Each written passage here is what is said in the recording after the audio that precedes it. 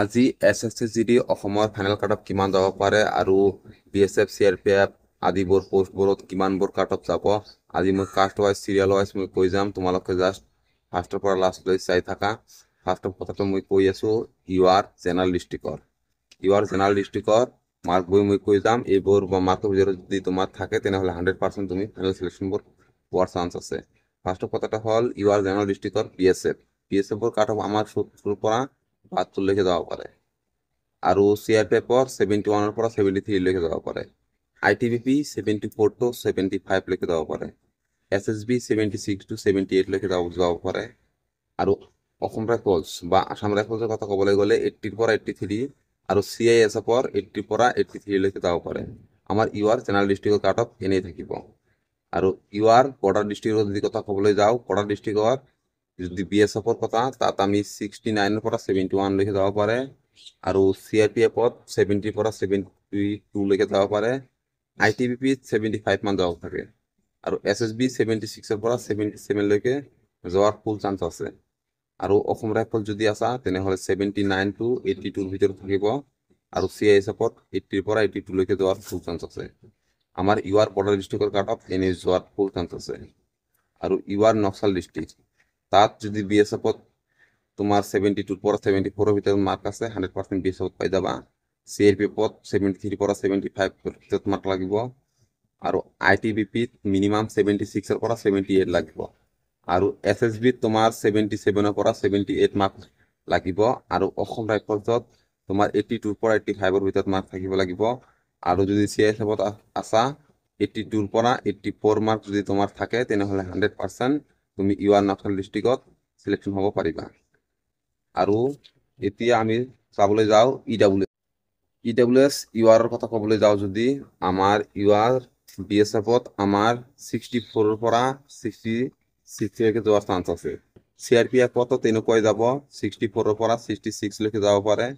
ITBPত 71 পৰা 73 ভিতৰত মাৰ্ক লাগিব তেনেকুৱা SSBতো 73 মান মাৰ্ক লাগিব আৰু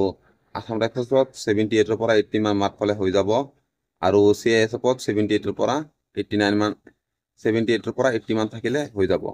তোমাৰ EWS ইউআৰৰ কাট অফ এনেকুৱাই থাকিব আৰু EWS যদি বৰ্ডাৰ ডিষ্ট্ৰিক্টৰ হয় তেনেহ'লে তোমাৰ BSFত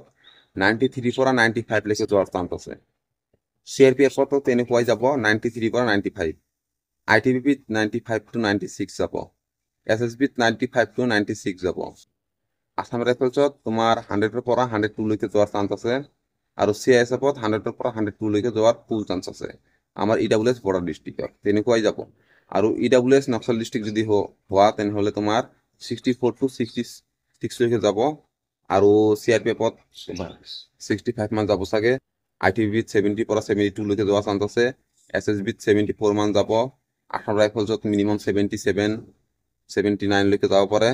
আৰু CISFত তেনেকুৱাই যাব 78 to 80 মান যাব চাগে EWSৰ আমি তেনেকুৱাই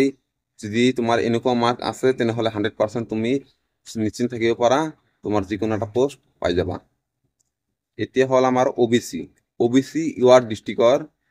বা জেনাৰেল ডিষ্ট্ৰিক্টৰ কাট অফ আমাৰ BSFত মিনিমাম 66 to 67 যাব CRPFত 66 to 67 যাব ইমান হাই নাযাব সেম যোৱা দেখা যাব BSF আৰু CRPFত ITBP 73 to 75 ভিতৰত মাৰ্ক থাকিলে পাই যাবা SSB 74 to 75 ভিতৰত থাকিব আসাম ৰাইফলছ 80 to 82 ভিতৰত থাকিব আৰু CISFৰ 80 to 82 ভিতৰত তোমাৰ ফুল চান্স থাকিব OBC জেনাৰেল ডিষ্ট্ৰিক্টৰ কথা কৈছো আৰু OBC যদি বৰ্ডাৰ ডিষ্ট্ৰিক্ট হৈছা তোমাৰ যদি BSFত 64 পৰা 66 লৈকে মাৰ্ক আছে ফুল চান্স আছে BSFত পোৱাৰ CRPFত 64 to 67 ভিতৰত থাকিব লাগিব ITBP 70 পৰা 72 থাকিলে তুমি সেফ জোনত আছা SSB 70 পৰা 72 লৈকে থাকিলে ফুল চান্স আছে আৰু আসাম ৰাইফলছত তোমাৰ 78 পৰা যদি 80 মাৰ্ক আছে 100% ফুল চান্স আছে আৰু CISFতো 78 পৰা 80 মান যোৱাৰ ফুল চান্স আছে আৰু এতিয়া হ'ল আমাৰ OBC Naxal district cut of বহুত কম যোৱা দেখা যায় কিন্তু এইবাৰ অলপমান হাই গৈছে OBC নক্সাল ডিষ্ট্ৰিক্টৰ BSFত 70 পৰা 72 লৈকে যাব পাৰে CRPFতো তেনেকৈ যাব 70 পৰা 72 লৈকে যোৱাৰ চান্স আছে ITBP 75 পৰা 76 SSB 76 মান যাব চাগে আসাম ৰাইফলছ 84 বা 85 লৈকে যোৱাৰ চান্স আছে আৰু যদি CISFত আছা তেনেকৈ যাব 84 to 85 মান যোৱাৰ ফুল চান্স আছে। আৰু এতিয়া যদি আমি ক'বলৈ যাওঁ আমাৰ মিনিমাম SC কাট অফ এইবাৰ বহুত কম গৈছে। SC UR বা জেনেৰেল ডিষ্ট্ৰিক্টৰ কথা ক'বলৈ গৈ আছো, যদি তোমাৰ BSFত 68 পৰা 70 আছে 100% চান্স আছে, আৰু যদি CRPFত তেনেকুৱা আছে 68 to 70 ফুল চান্স আছে। FSBত মিনিমাম 74 to 75 যাব চাগে, ITBত 76 মান যাব চাগে, আৰু CSFত 79 to 80 মান যাব চাগে। আৰু অসম ৰাইফলছ বা আসাম ৰাইফলছত তেনেকুৱা যাব 79 to 80 মান থাকিলে 100% SC UR ডিষ্ট্ৰিক্টত হৈ যাব। আৰু SC বৰ্ডাৰ ডিষ্ট্ৰিক্টৰ BSFৰ 64 to 66ৰ ভিতৰত থাকিলে আহি যাব। CRPFত তেনেকুৱা যাব 64 to 65 যাব। আৰু SSBত 69 to 72ৰ ভিতৰত থাকিলে আহি যাব। ITBP মিনিমাম 70 পৰা 72, CISFত 76 পৰা 78 লৈকে আহিব পাৰে। আসাম ৰাইফল 76 to 78ৰ ভিতৰত থাকিলে তোমাৰ নাম ফুল চান্স আহিব পাৰে SC বৰ্ডাৰ ডিষ্ট্ৰিক্টত। আৰু SC Naxal district cut off BSFত 70 পৰা 72 লৈকে যাব। আৰু যদি CRPFত আছা তেনেহ'লে CRPFত 70 পৰা 73 থাকিলে 100% আহিব। SSBত 75 বা 76 যাব চাগে, আৰু ITBত তেনেকুৱাই যাব 76 মান যাব চাগে। আৰু CISFত 81 to 83 মান যোৱাৰ চান্স আছে। আসাম ৰাইফলছো তেনেকুৱাই যাব 81 to 83 ফুল চান্স আছে তেনেকুৱা কাট অফ যোৱাৰ SC নক্সাল ডিষ্ট্ৰিক্টত। যদি ইমানবোৰ মাৰ্ক আছে SC তেনেহ'লে 100% তুমি ছেফ জোনত আছা, যিকোনো এটা পোষ্টত পাই যাবা। ST UR ST যদি জেনেৰেলৰ কথা ক'বলৈ যাওঁ আমি BSFত 72 পৰা 73 লাগিব, আৰু STত CRPFত পাবলৈ গ'লে 73 পৰা 74 লাগিব। SSBত মিনিমাম 77 মাৰ্ক লাগিব, আৰু ITBPত 78 মান লাগিব। আৰু CISFত যদি পাবলৈ তোমাৰ মিনিমাম 83 লাগিব, আৰু আসাম ৰাইফলছতো 83 মান যোৱাৰ চান্স আছে। ST UR district ST border ডিষ্ট্ৰিক্টত BSFত 68 পৰা 70 লৈকে যোৱাৰ চান্স আছে, আৰু CRPFত 68 পৰা 70 লৈকে যোৱাৰ ফুল চান্স আছে। SSBত 73 মান যাব চাগে, আৰু ITBPত 74 মান থাকিলে ফুল চান্স আছে,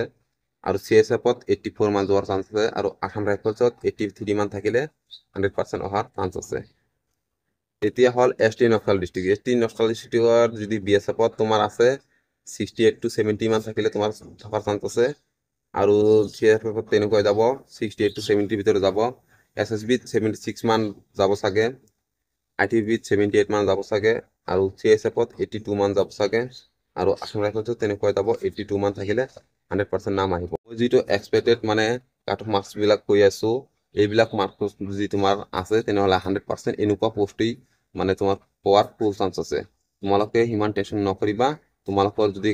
কাট অফবোৰ ভিতৰত মাৰ্ক কৰিছে 100% আহিব, আৰু যদি তাতকৈ অলপমান কমো আছে সিমান টেনশ্যন কৰিব নালাগে, কাৰণ ইয়াতকৈ অলপমান কম যোৱাৰ চান্স আছে। বাট এইটো মোৰ 100% যিটো এটা এক্সপেক্টেড আইডিয়া হয়, মই এইটোৱে তোমালোকৰ ওপৰত দাঙি ধৰিছোঁ। তোমালোকে ভিডিঅ'টো ফাৰ্ষ্টৰ পৰা লাষ্টলৈ চোৱাৰ বাবে মই সকলোকে ধন্যবাদ জনাইছোঁ। Thank U.